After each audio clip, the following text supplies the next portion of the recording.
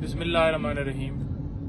High court के अहकामात की रोशनी में आज हमने इमरान खान साहब से मुलाकात करने के लिए पूरी कोशिश की।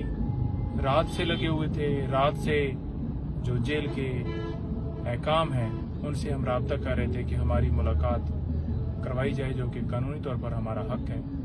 खान साहब से पावर ऑफ अटॉर्नी साइन करवाने हैं और उनसे केसेस के हवाले से इंस्ट्रक्शंस लेनी है, जो कि कानूनी तौर पर हमारा हक है। लेकिन शायद वो पिछली प्रेस कॉन्फ्रेंस की वजह से आज जो है हमें इजाज़त नहीं दी गई, बल्कि सिर्फ ये कहा गया कि बीबी साहिबा को अलाउ है और आप नहीं मिल सकते, आप अगले हफ्ते आइएगा।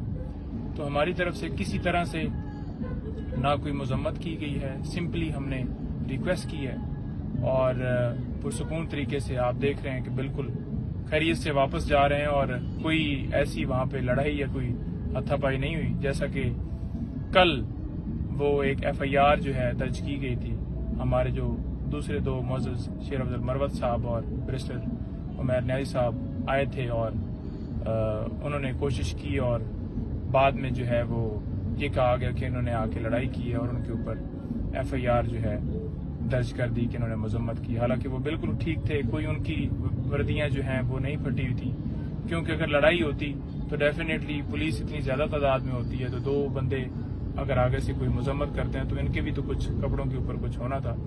लिहाजा उन्होंने उसकी हद तक तो प्री अरेस्ट बेल ले ली है। बीबी साहिबा से जो है वो अभी बात हुई है, जब वो निकली हैं तकरीबन 30 मिनट की मुलाकात उनकी हुई है और वो कह रही हैं कि सेम वही पोजीशन है, यानी कि जो क्लास है उसको चेंज नहीं किया गया।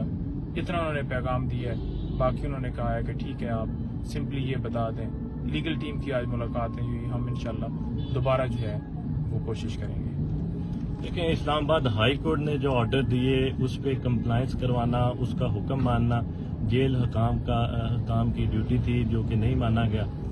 इस बाबत हम कल इस्लामाबाद हाई कोर्ट से रजू करेंगे और जेल हकाम के खिलाफ तौहीन अदालत की कार्रवाई करवाएंगे।